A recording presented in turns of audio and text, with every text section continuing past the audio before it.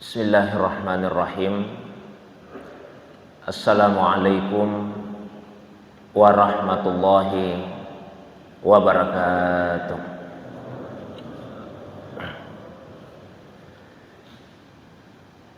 Alhamdulillahilladzi lam yazal aliman qadira wa sallallahu ala sayyidina Muhammadin alladzi arsalahu ilan nasi basyiran wa nazira wa ala ali Muhammadin wa sahbihi wa sallama tasliman katsira amma ba'du. Bapak Ibu hadirin sekalian, jamaah subuh yang semoga dirahmati, dimuliakan oleh Allah Subhanahu wa taala. Alhamdulillah, segala puji tentunya hanyalah miliknya Allah Subhanahu wa taala semata-mata. Dialah Allah yang telah mengutus Rasulnya Muhammad sallallahu alaihi wasallam dengan membawa petunjuk yang sempurna dan membawa agama yang benar untuk mengeluarkan manusia dari aneka macam kegelapan menuju kepada satu cahaya. Salawat dan begitu pula salam penghormatan semoga senantiasa Allah curahkan kepada kekasih kita Rasulullah Muhammad sallallahu alaihi wasallam, begitu pula kepada keluarga, para sahabat dan juga pengikutnya yang senantiasa istiqamah menghidupkan sunnah Nabi sallallahu alaihi wasallam. Beliaulah Nabi yang telah diutus oleh Allah Subhanahu wa taala untuk membawa kabar gembira, mubasyiran, juga sekaligus memberikan peringatan, naziran, dan menjadi pelita bagi umat manusia yang memberikan cahaya, sirajan munira. Bapak Ibu hadirin yang semoga dirahmati, dimuliakan oleh Allah Subhanahu wa taala. Alhamdulillah, subuh ini kembali kita dihadirkan, dipertemukan oleh Allah Subhanahu wa taala di masjid yang semoga diberkahi ini untuk sama-sama melanjutkan kembali kajian kita.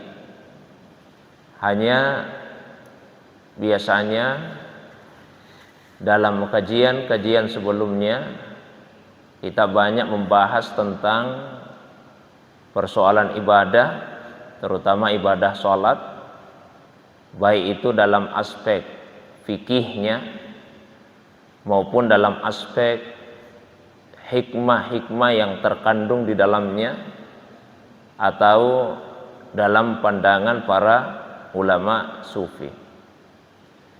Untuk subuh ini, seperti yang disampaikan oleh Pak Imam, saya agak lambat juga baca WA-nya, permintaan dari jemaah agar kajian kita pada subuh ini tentang sirah nabawiyah, tentang sejarah Nabi sallallahu alaihi wasallam.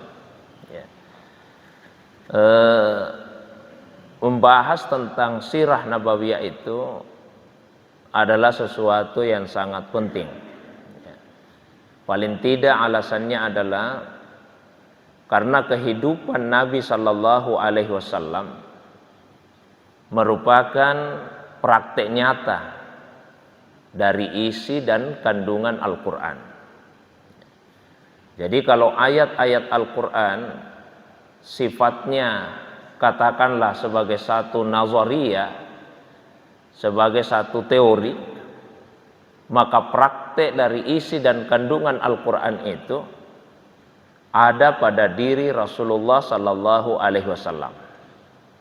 Nabilah yang telah mengamalkan secara sempurna isi dan kandungan Al-Quran tersebut.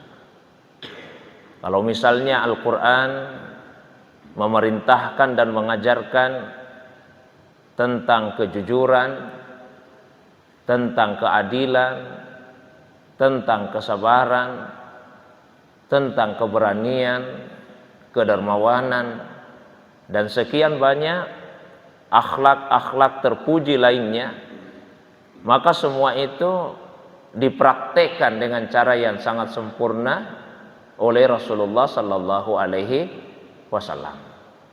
Nah, sehingga kajian terhadap sirah nabawiyah itu merupakan kajian terhadap praktek hidup dari isi dan kandungan Al-Quran tersebut.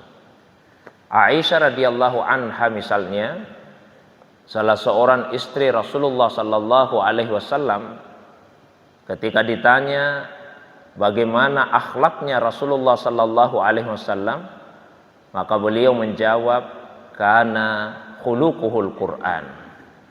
Akhlaknya Rasulullah Sallallahu Alaihi Wasallam itu adalah Al-Quran. Itu di satu sisi. Kemudian di sisi yang lain, membahas tentang sirah nabawiyah meskipun berkaitan erat dengan hadis Nabi Sallallahu Alaihi Wasallam, tapi tetap ada beberapa perbedaannya. Di antara perbedaan yang sangat menonjol antara kajian sirah nabawiyah dengan hadis Nabi Sallallahu Alaihi Wasallam, bahwa dalam kajian sirah nabawiyah salah satu yang sangat diperhatikan adalah kronologis atau urutan kisahnya, urutan sejarahnya.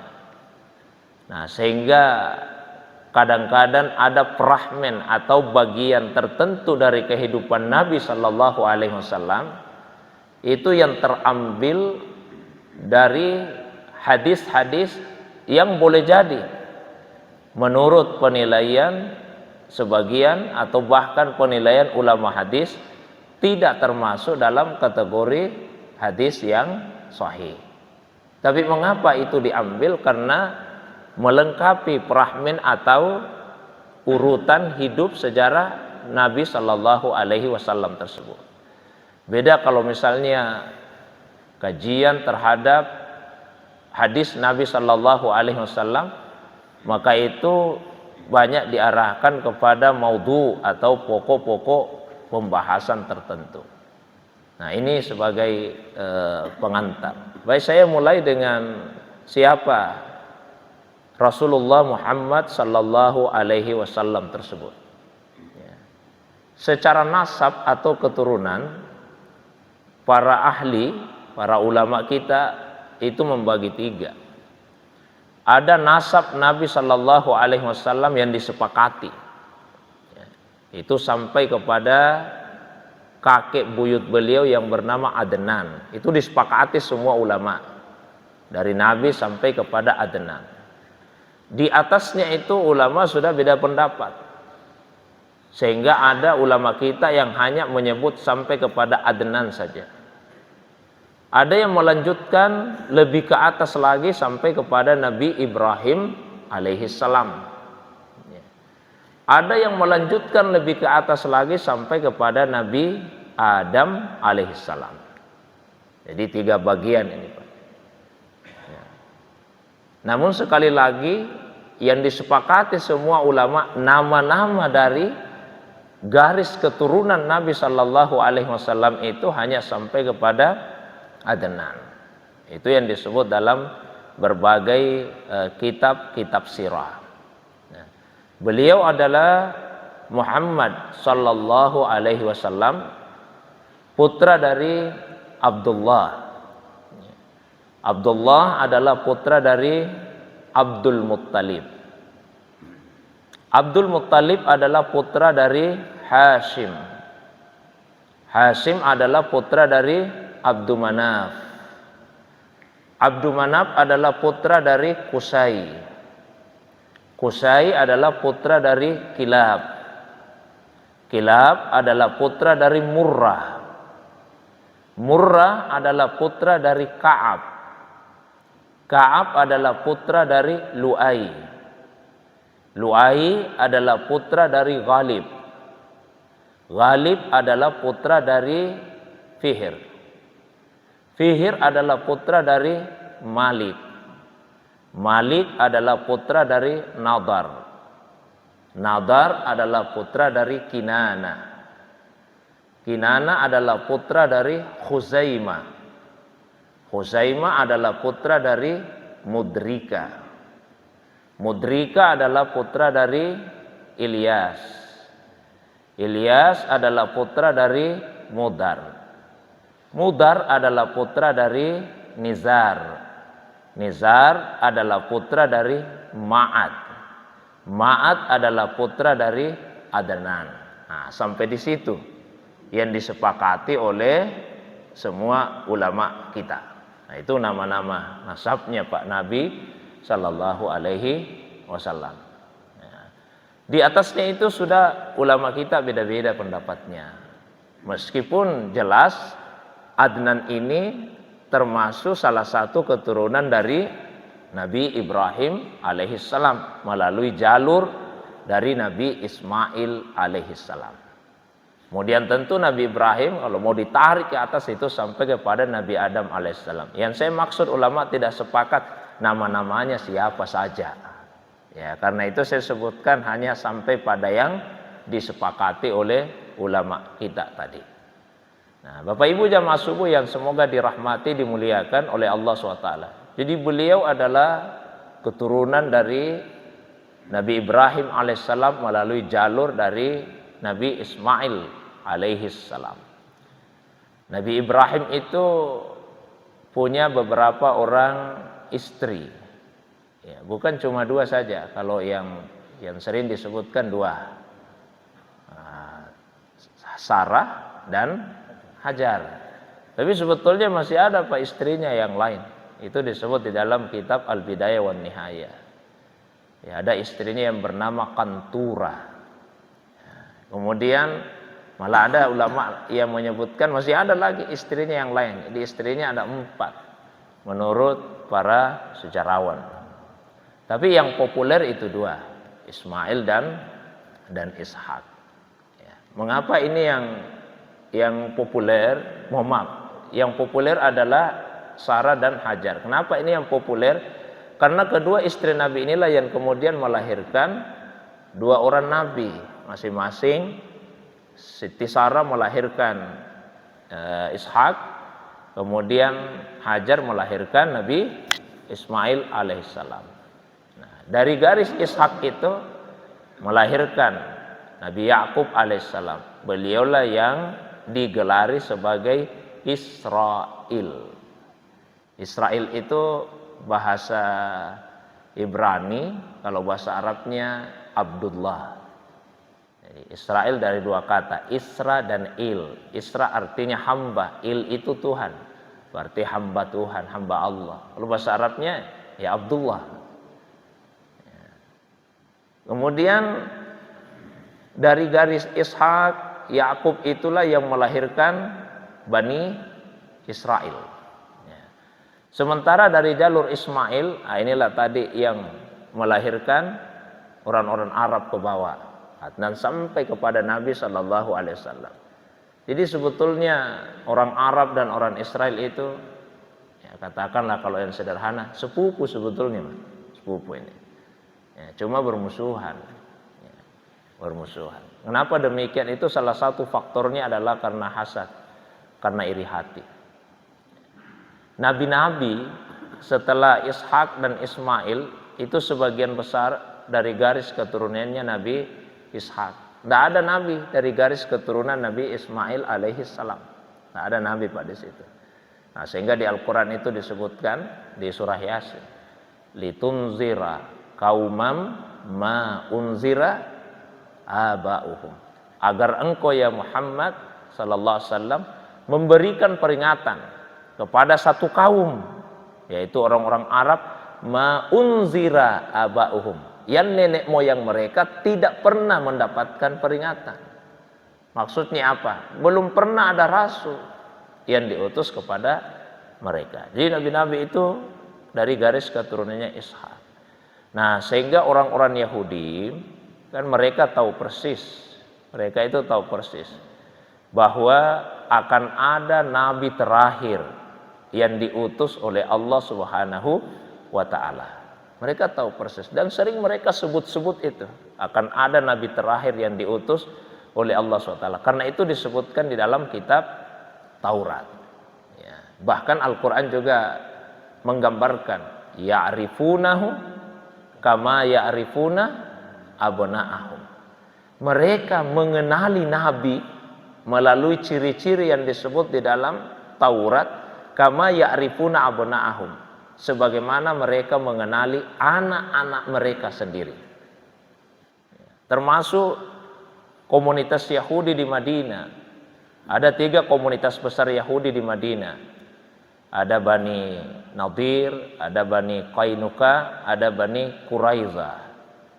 Kalau misalnya terjadi peperangan dengan komunitas Arab, ada 2 komunitas Arab yang besar di Madinah, Aus dan Khazraj. Misalnya terjadi peperangan, maka sering orang Yahudi itu menyebut-nyebut, iya, kali ini kami kalah, tapi tunggulah, akan tiba saatnya ketika nabi terakhir diutus oleh Allah, maka kami akan berperang bersama dengan nabi itu untuk mengalahkan kalian. Dia sebut itu. Ya, kami akan berperang bersama dengan nabi terakhir yang diutus oleh Allah SWT untuk mengalahkan kalian. Makanya orang-orang Madinah itu sudah sering mendengar, oh, akan ada nabi yang terakhir. Dan ini salah satu faktor pendukung mengapa orang-orang Madinah kemudian mereka lebih cepat beriman kepada Nabi Muhammad sallallahu alaihi wasallam dibandingkan dengan penduduk Makkah. Ya, karena mereka sudah biasa mendengar, oh, akan ada nabi terakhir. Nah, pada saat mereka melakukan ibadah haji, kemudian didatangi oleh Nabi, didakwai oleh Nabi, dalam hati mereka, mungkin inilah yang selalu disebut oleh orang-orang Yahudi. Jadi lebih baik kita duluan yang beriman kepadanya daripada orang Yahudi mendahului kita beriman kepada Nabi ini. Nah, kalau memang seperti apa yang digambarkan di Al-Quran tadi, orang-orang Yahudi itu mengenali Nabi seperti mengenali anak mereka, terus kenapa mereka tidak beriman? Sekali lagi ini faktor iri hati. Pada awalnya orang-orang Yahudi menduga bahwa nabi terakhir itu juga akan lahir dari garis keturunannya Ishak alaihissalam. Ternyata nabi yang terakhir lahir dari garis keturunan Nabi Ismail alaihissalam. Nah, mereka kemudian tidak mau menerima itu, hasadan min indi anfusihim. Karena ada hasad, ada perasaan iri. Mengapa karunia yang besar ini Allah anugerahkan justru kepada keturunannya Ismail, bukan kepada keturunan Ishak? Ya, pernah ada rahib Yahudi, Pak, ditanya, apa betul itu yang disebut di dalam Al-Quran, bahwa kalian mengenali Muhammad sallallahu alaihi wasallam seperti kalian mengenali anak-anak kalian? Maka mereka menjawab, benar. Bahkan sebetulnya kami lebih mengenali Nabi daripada anak kami sendiri. Maksudnya seperti apa? Kalau Muhammad sallallahu alaihi wasallam, kami pastikan itulah Nabi seperti yang disebut dalam Taurat, karena ciri-cirinya jelas diuraikan. Tapi kalau anak kami atau anak yang dilahirkan oleh istri kami, yang paling tahu siapa bapaknya itu ibunya. Ibunya lah yang paling tahu siapa sebetulnya bapaknya ini anak. Ya, mungkin kami merasa atau saya merasa saya bapaknya, tapi ibunya yang tahu sebetulnya siapa ini bapaknya anak. Ya, jadi kami lebih mengenali Nabi Muhammad SAW dibandingkan dengan anak kami sendiri. Ya, ini gambarannya, Pak. Kembali kepada Rasulullah SAW, beliau berasal dari garis keturunan Nabi Ismail alaihissalam, ya, putra dari Nabi Ibrahim. Dan itu diantaranya adalah berkah doanya Nabi Ibrahim alaihissalam. Nabi Ibrahim sering berdoa, Rabbana wa ba'ats fihim rasulam minhum yatlu alaihim ayatika wa yuzakkihim wa yuallimuhumul kitaba wal hikmah. Tuhan, ib'ats fihim, utuslah di antara mereka, di antara penduduk Arab itu, rasulam minhum, seorang rasul yang berasal dari kalangan mereka sendiri, yang akan membacakan kepada mereka ayat-ayatmu, mengajari mereka kitab dan hikmah, mensucikan mereka. Nah, doa Nabi Ibrahim ini diijabah oleh Allah Subhanahu wa taala. Tapi itu jauh setelah wafatnya Nabi Ibrahim alaihissalam. Saya sebutkan tadi, Pak, kalau diurut sampai kepada Nabi Ibrahim itu puluhan itu, Pak. Kakek buyutnya Nabi sallallahu alaihi wasallam. Nah, ini juga menjadi pelajaran bagi kita bahwasanya ya, doa itu tidak mesti langsung dipenuhi oleh Allah Subhanahu wa taala. Ada doa yang Allah Subhanahu wa taala langsung kabulkan tidak lama setelah hambanya berdoa. Tapi ada juga doa yang tidak langsung dikabulkan oleh Allah. Mungkin kita berdoa hari ini, besok baru diijabah. Ada yang berdoa minggu ini, minggu depan baru diijabah. Ada yang berdoa bulan ini, bulan yang akan datang baru diijabah. Ada yang doa tahun ini, 1 tahun kemudian baru diijabah.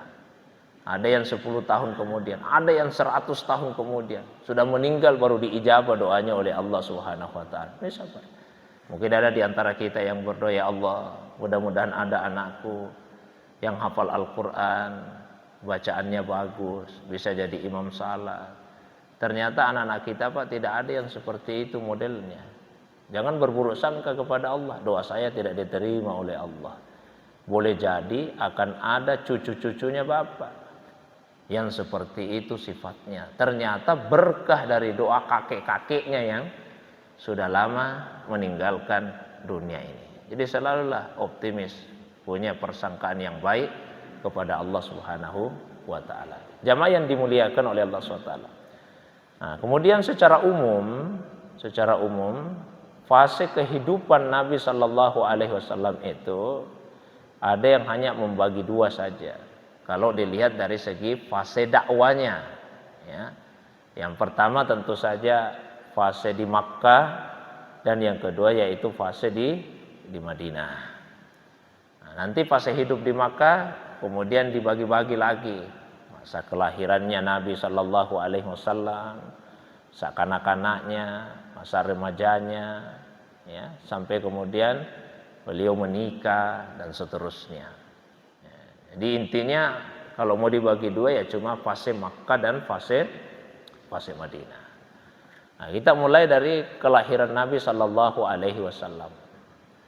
Kelahiran Nabi Shallallahu Alaihi Wasallam itu juga sebetulnya tidak disepakati semua ulama. Kapan beliau lahir itu tidak disepakati oleh semua ulama kita. Yang jelas yang Nabi sampaikan bahwa beliau lahir pada hari Senin. Itu jelas disepakati bahwa beliau lahir pada hari Senin, karena beliau sendiri yang menyatakan itu. Ketika ditanya oleh Aisyah radhiyallahu anha, mengapa beliau sering berpuasa pada hari Senin, maka beliau menjawab, yaumun wulidtu fihi. Saya berpuasa pada hari Senin karena hari Senin itu adalah hari saya dilahirkan.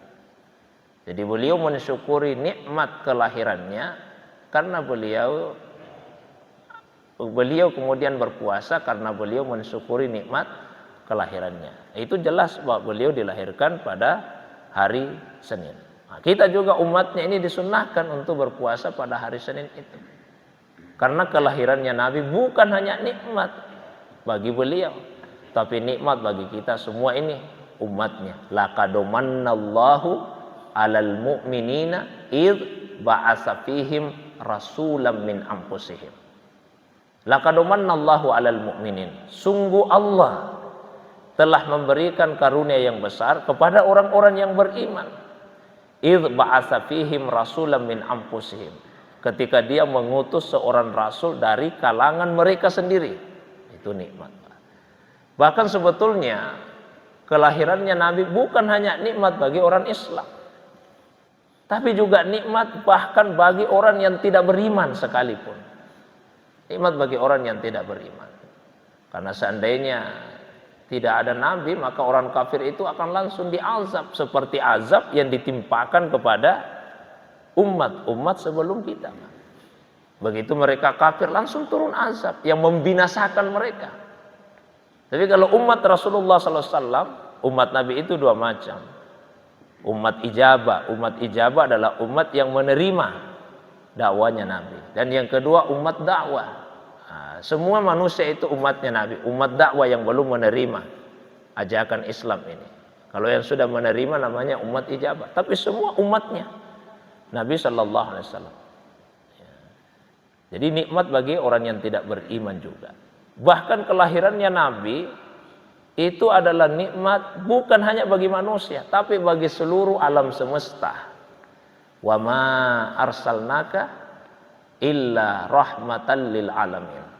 Dan kami tidak mengutusmu ya Muhammad kecuali untuk menjadi rahmat bagi seluruh alam semesta. Bukan hanya bagi manusia, tapi bagi seluruh alam semesta. Karena Allah Subhanahu wa taala pada awalnya saya sebutkan kemarin itu menciptakan ruh Nabi Muhammad SAW atau biasa juga disebut Nur Muhammad SAW. Dari situlah kemudian terpancar ciptaan-ciptaan yang lainnya tersebut. Ya, sehingga di dalam sebuah hadis yang dipegangi oleh para ulama sufi, meskipun dilemahkan oleh beberapa ulama hadis, Rasulullah SAW menyampaikan kepada sahabat beliau Jabir, ya, bin Abdullah, semoga Allah Subhanahu wa taala meridainya, awwalu ma khalaqa ruhu nabiyyuka ya Jabir. Yang pertama diciptakan oleh Allah itu adalah ruh nabimu wahai Jabir. Jamaah yang dimuliakan Allah Ta'ala. Nah, kalau harinya tadi disepakati lahir hari Senin, tanggal dan bulannya kapan? Ini ulama beda pendapat. Tapi ada pendapat yang masyhur, ada pendapat yang populer. Ya, warajihu. Atau kalau sebenarnya disebut wahtulifa fi ami wiladatiha wa fi syahriha wa fi yaumiha. Berbeda pendapat ulama kita tentang tahun berapa beliau lahir, bulan berapa beliau lahir. Ya. Warraji, tapi yang raji, pendapat yang paling kuat, beliau lahir itu kubaila fajrin, menjelang masuknya subuh. Menjelang masuknya subuh. Nah, itu pendapat yang raji. Jadi lahir menjelang masuknya subuh, menjelang fajar. Yaumal Itsnaini, pada hari Senin. Di bulan Rabiul Awal, tepatnya tanggal 12 Rabiul Awal, pada tahun ketika kota Makkah diserang oleh tentara, oleh Abraha dan bala tentaranya yang mengendarai gajah, sehingga tahun itu biasa disebut dengan tahun gajah. Kenapa disebut dengan tahun gajah? Karena pada awalnya orang-orang Arab itu tidak mempunyai perhitungan tahun. Tidak punya perhitungan tahun. Kalau bulan, mereka punya perhitungan bulan. Ada nama-namanya. Ini mungkin sudah pernah saya uraikan. Ya, bahwa sejak masa kakeknya Nabi Shallallahu Alaihi Wasallam, ada yang menyebut kakek yang kelima, ada yang menyebut kakek yang ketujuh, itu sudah disepakati pemberian nama terhadap 12 bulan, kecuali bulan Muharram. Yang awalnya namanya adalah bulan Safar. Jadi Safar itu 2 bulan, Safar awal, Safar akhir. Sama dengan bulan Rabi yang 2 bulan juga, Rabiul awal, Rabiul akhir. Sama dengan bulan Jumat yang 2 bulan juga, Jumadil awal, Jumadil akhir. Jadi awalnya bulannya Safar awal, Safar akhir, Rabiul awal, Rabiul akhir, Jumadil awal, Jumadil akhir, Rajab, Sya'ban, Ramadan, Syawal. Ya, kemudian Zulqa'dah, Zulhijjah. Itu pada awalnya Pak, seperti itu nama bulannya. Nama-nama ini sesuai dengan musim atau keadaan tertentu yang mereka alami. Safar itu dari kata asfar, artinya kuning. Jadi bulan Safar itu bulan kuning. Karena pada waktu itu daun-daun yang tadinya hijau warnanya mulai menguning. Ada juga ulama yang mengatakan Safar itu dari kata sifrun. Sifrun itu artinya kosong. Karena kota Makkah kosong dari penghuni. Mereka semua pergi merantau. Sementara Rabi artinya menetap, karena yang tadi pergi merantau perlahan-lahan kembali lagi ke kota Makkah, mereka menetap. Jumat itu artinya dingin, membeku. Karena itu musim dingin, Pak. Air membeku, maka disebutlah dengan bulan Jumat, Jumadil awal, Jumadil akhir. Rajab itu artinya mencair. Airnya membeku mulai mencair. Ada juga yang menyebut Rajab artinya bulan mulia, bulan agung. Karena mereka mengagungkan bulan Rajab. Lalu Sya'ban maknanya adalah yatasya'abun, berpencar-pencar. Karena pada bulan itu orang-orang Arab mereka berpencar-pencar turun ke lembah-lembah mencari sumber mata air. Lalu yang berikutnya bulan Ramadan, ya. Bulan Ramadan awal dari musim panas. Ramadan artinya membakar, karena ini awalnya musim panas. Syawal artinya bertambah dan meningkat, karena panasnya semakin bertambah dan meningkat. Dan puncak musim panas di bulan Zulqa'dah. Begitu panasnya cuaca, tidak ada lagi orang Arab yang berani keluar rumah. Semua tinggal duduk di dalam rumah. Bahasa Arabnya duduk qu'ud. Maka dinamakanlah bulan itu dengan nama bulan Zulqa'dah. Nanti setelah lewat 3 bulan tersebut, masuklah bulan yang sangat bagus cuacanya. Mereka menunaikan haji pada bulan itu.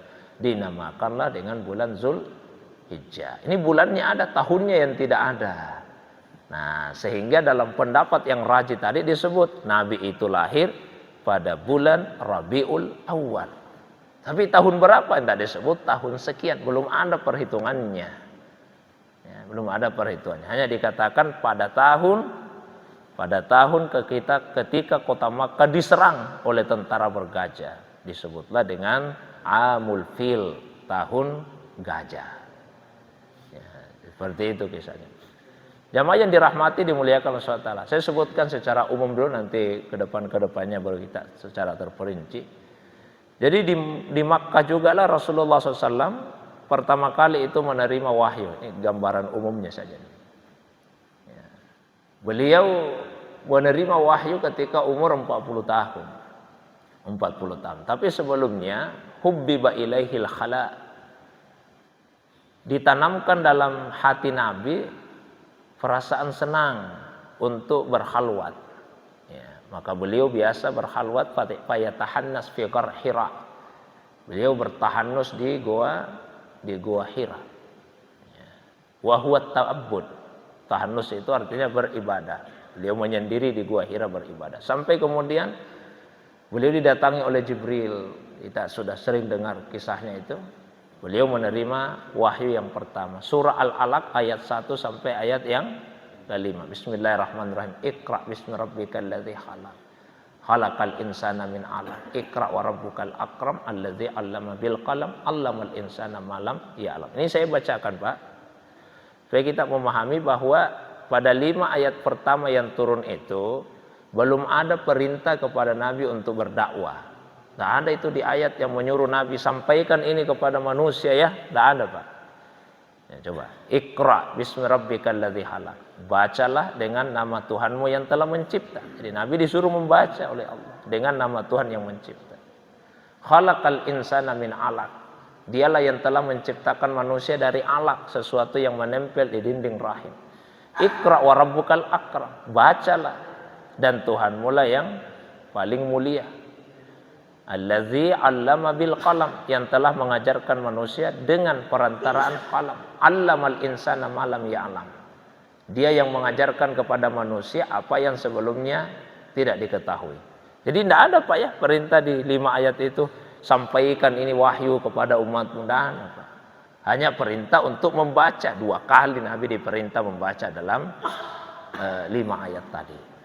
Sehingga bagi ulama kita yang membedakan antara Nabi dengan Rasul, karena ada ulama yang mempersamakan saja Nabi Rasul, ada yang membedakan. Bagi ulama yang membedakan antara Nabi dan Rasul, ketika ayat-ayat itu turun, beliau sudah diangkat menjadi Nabi, tapi belum jadi Rasul, baru Nabi. Loh, apa bedanya Nabi dan Rasul? Nabi itu adalah zakarun, seorang laki-laki. Jadi mesti laki-laki yang jadi Nabi, Pak. Auhahullahu ta'ala ilaihi wahyan, yang mendapatkan wahyu dari Allah Subhanahu wa ta'ala. Walam yu'mar bit tabligh, dan tidak diperintahkan untuk tabligh, tidak diperintahkan untuk menyampaikan. Jadi hanya terima wahyu untuk dirinya. Tidak ada perintah untuk tablik, untuk menyampaikan. Itu Nabi. Wa idza umira bit tablik, apabila sudah diperintah untuk menyampaikan, fasummiya rasulan, maka dinamakan dengan rasul. Ini baru Nabi, belum jadi rasul. Ya.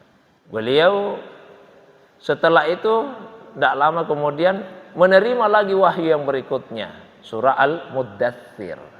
Nah, kita baca beberapa ayat awalnya. Ya ayyuhal muddatsir, wahai Nabi yang berselimut, kum fa'anzir, bangkitlah dan berilah peringatan. Nah, sudah ada ini perintah Pak untuk berdakwah. Ya. Kum fa'anzir, bangkitlah dan beri peringatan. Wa rabbaka fakabbir, dan Tuhanmu besarkanlah. Wa thiyabaka fatahhir, pakaianmu sucikanlah. War rujusa fahjur, dan perbuatan dosa khususnya penyembahan terhadap berhala tinggalkanlah. Wala tamnun tastaksir, jangan memberi dengan harapan mendapatkan balasan yang lebih banyak. Setelah ayat-ayat ini turun, beliau sudah resmi menjadi seorang rasul. Karena sudah ada perintah untuk berdakwah, untuk menyampaikan itu. Nah, ini di tahun yang sama ketika umurnya Nabi 40 tahun.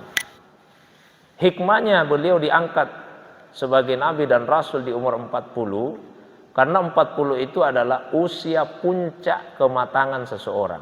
Itu usia puncak kematangan.